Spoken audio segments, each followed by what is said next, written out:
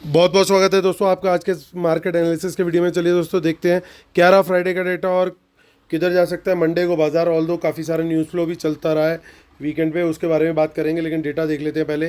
तो रिटेलर्स गए हैं बुलिश, डीआईएस भी गए हैं बुलिश, एफआईज गए हैं मिक्स टू बियरिश और प्रोज तो गए हैं पूरी तरीके से बियरिश। चलिए अब ओवरऑल पोजीशन देखते हैं। ये सब निफ्टी, बैंक निफ्टी, फिर निफ्टी मिक्स है, नंबर ऑफ लॉट्स दिए हुए हैं और स्टार्ट करते हैं हम लोग। ये जो अभी हमने नंबर देखे हैं सारे ये पार्टिसिपेंट वाइज नंबर थे। अब यहाँ पे आपको नंबर दिखने वाले हैं इंस्ट्रूमेंट वाइज, यानी वही सेम नंबर बट अब इंस्ट्रूमेंट वाइज कैटेगराइज कर दिए गए हैं। तो ये वही कॉलम है जो अभी हमने यहाँ पे पार्टिसिपेंट वाइज नंबर देखे थे। एक दिन पहले तक की पोजीशन इस कॉलम की थी, वन डे अगो वाली। इन दोनों को एडअप कर देंगे तो ये टुडे वाला कॉलम निकल करके आ जाएगा, यानी क्या पोजीशन कैरी हुई है मंडे तक के लिए। तो चलिए स्टार्ट करते हैं इंडेक्स फ्यूचर से। तो इंडेक्स फ्यूचर्स में आप देख सकते हो कि retail client, domestic institution, foreign institute, pros यानी प्रोप्राइटरी अकाउंट, ये वो पोजीशन है जो कैरी हुई थी। 4600 का बाय हुआ रिटेलर्स के द्वारा, यानी 3200 लॉन्ग। डीआईएस का 6000 लॉट्स का बाय हुआ, यानी 8500 लॉट लॉन्ग। एफआईआई थोड़ी सी सेलिंग करके गए, बेसिकली लॉन्ग क्लोजर है बट अभी भी 9400 लॉट लॉन्ग और 7900 की सेलिंग के साथ 21000 लॉट शॉर्ट में चल रहे हैं प्रोज। यानी कोई भी बड़ी पोजीशन नहीं बना रहा अभी भी इंडेक्स फ्यूचर के अंदर एक साइड की। इंडेक्स कॉल का डेटा देखते हैं। 82,000 लॉट की बाइंग आई रिटेलर की, उनकी 1,62 लॉट की सेलिंग थी। अब उनके 79,000 लॉट सेल में अभी भी हैं।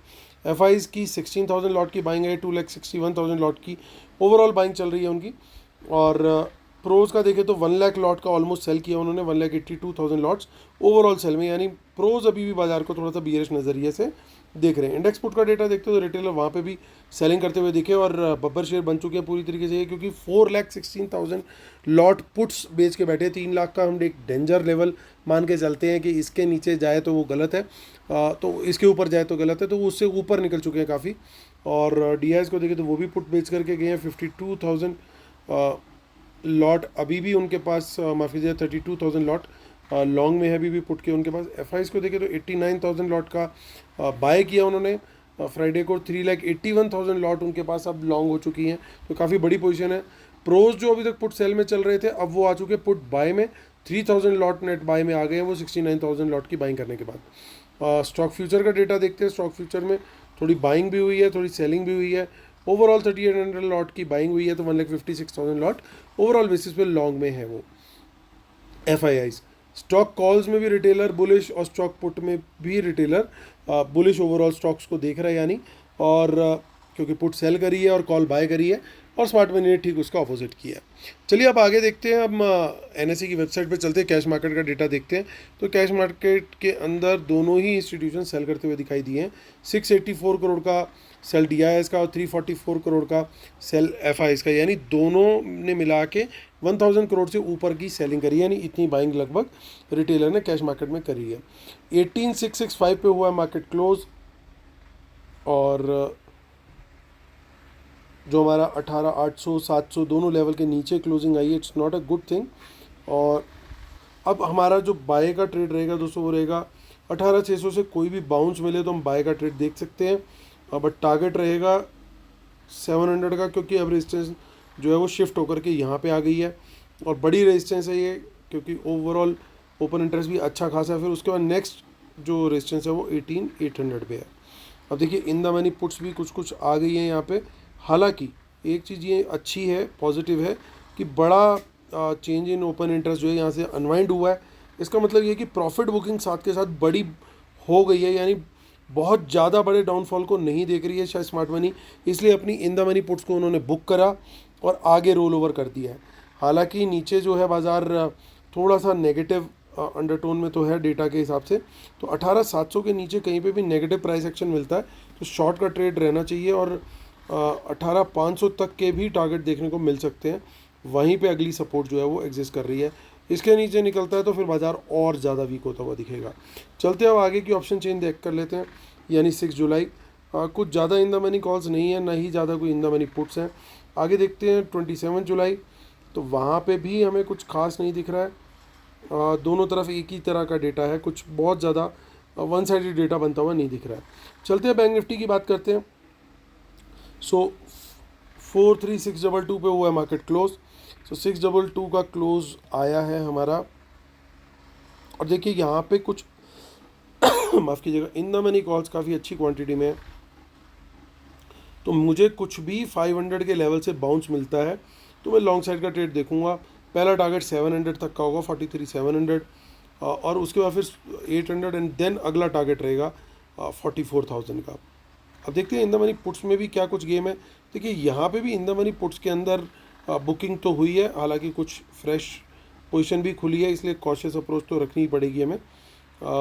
तो 43,700 के नीचे कोई नेगेटिव प्राइस एक्शन मिलता है तो हम लोग शॉर्ट के लिए रेडी हैं, और टारगेट रहेगा 43,500 तक का। 500 के नीचे निकलेगा तो क्वांटिटी हम वहाँ पे बढ़ा सकते हैं शॉर्ट करने में।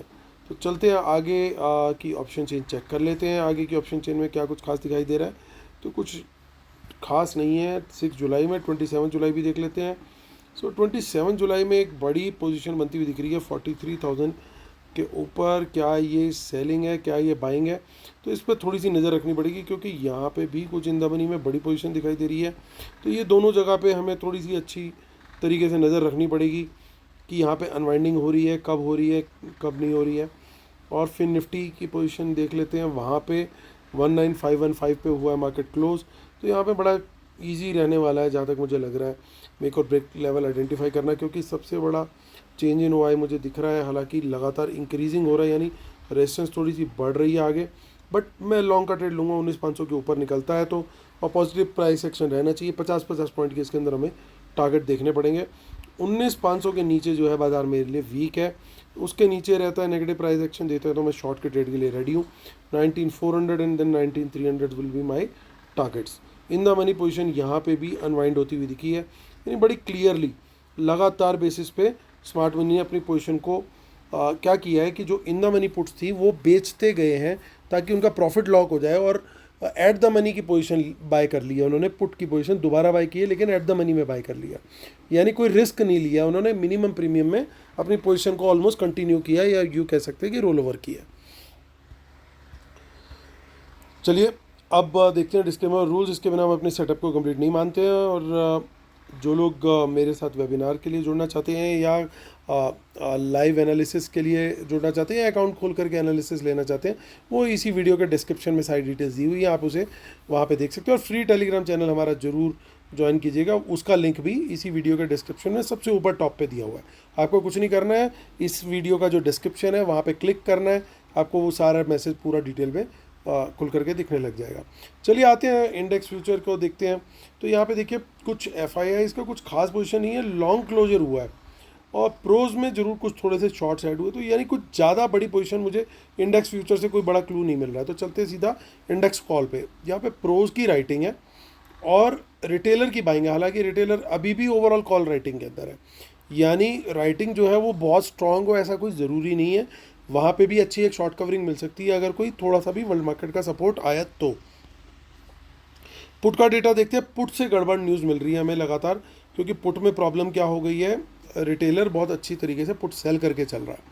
अब पॉजिटिव देखना है तो पॉजिटिव में ये है थोड़ा सा कि जो पुट राइटिंग हुई है इन पर्टिकुलर रिटेलर के द्वारा, उसके मुकाबले कॉल राइटिंग कहीं ज़्यादा है, ऑलमोस्ट 4.5 लाख के करीब ज़्यादा है।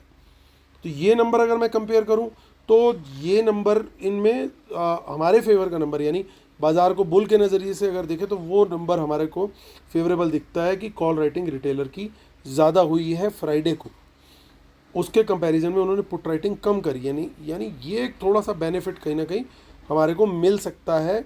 अगर वर्ल्ड मार्केट का थोड़ा सा भी सपोर्ट मिला तो बुल्स को बेनिफिट आ सकता है। अब वहीं कॉल बाय भी ज़्यादा है इनका as compare to put buying, तो यहाँ पे एक डाइसी सी सिचुएशन हो गई है, यानी एक मिक्स टाइप का सिनेरियो डेवलप हो गया। तो ऐसे में हमारे को अपने लेवल्स के हिसाब से रहना पड़ेगा और लेवल के हिसाब से ही चलना पड़ेगा, ताकि हमारे जोन के अंदर चीज़ होगी तभी बेनिफिट है। अब सेम एनालिसिस करते हैं हम FIIs का। देखिए जितनी कॉल बाय करी उतनी पुट बाय करी, यानी बराबर की चोट है, लेकिन कॉल राइटिंग उनकी कहीं ज़्यादा है पुट राइटिंग के कंपैरिजन में। यानी एक बार तो कोशिश उनकी ये रहेगी कि बाज़ार को थोड़ा सा गिराए, थोड़ा नेगेटिव जो है यहाँ पे एज आ गया है। यही सेम एनालिसिस हम प्रोज का भी कर लेते हैं, लगभग बराबर है। यहाँ पे क्या किया इन्होंने, पुट ज़्यादा बाय करी है एज़ कम्पेयर टू कॉल, यानी ये भी बियरिश हो गए। अब इन्होंने क्या किया है, कॉल को ज़्यादा शॉर्ट किया है एज कंपेयर टू, तो ये भी बियरिश एज बन गया है यहाँ पे, क्योंकि क्या किया, कॉल को ज़्यादा सेल किया एज कंपेयर टू पुट, यानी पुट वो सेल करता है जो बुलिश होता है और कॉल वो सेल करता है जो बियरिश होता है। तो क्योंकि यहाँ पे कॉल ज़्यादा सेल है तो ये बियरिश ज़्यादा है प्रोज, और सेम हमारे को दिखा है FIIs का भी। हालांकि कुछ पर्टिकुलर सेक्टर के अंदर थोड़ी सी तेज़ी देखने को मिल सकती है, क्योंकि यहाँ पे हमें अच्छी बाइंग दिखाई दी, हालांकि किसी पर्टिकुलर सेक्टर के अंदर नेगेटिविटी भी दिखेगी क्योंकि शॉर्ट्स भी क्रिएट हुए। तो हमें बड़ा स्ट्रिक्टली अपने लेवल जो हमने आइडेंटिफाई किए क्लियरली उसके हिसाब से चलेंगे। हल्का सा बायस इनिशियल फेज़ के लिए जो है वो थोड़ा सा नेगेटिव रहेगा, लेकिन वो नेगेटिव तभी रहेगा अगर वर्ल्ड मार्केट भी मंडे को मॉर्निंग में थोड़ी सी रेड दिखती है, तो वो ग्रीन हुई तो नीचे का फॉल हो सकता है, थोड़ा सा सबसाइड हो जाए, चॉपी हो जाए मार्केट, उस सिनेरियो में कुछ ऐसा होता हुआ दिख सकता है। तो ये दोस्तों हमारा व्यू है मंडे को लेकर के। उम्मीद करता हूँ आप लोग को वीडियो पसंद आ रहे होंगे। प्लीज़ लाइक का बटन जरूर दबाइएगा, जिन्होंने सब्सक्राइब नहीं किया है सब्सक्राइब भी जरूर कीजिएगा, और आपसे होती है मुलाकात फिर मंडे को। तब तक के लिए टेक केयर, बाय बाय।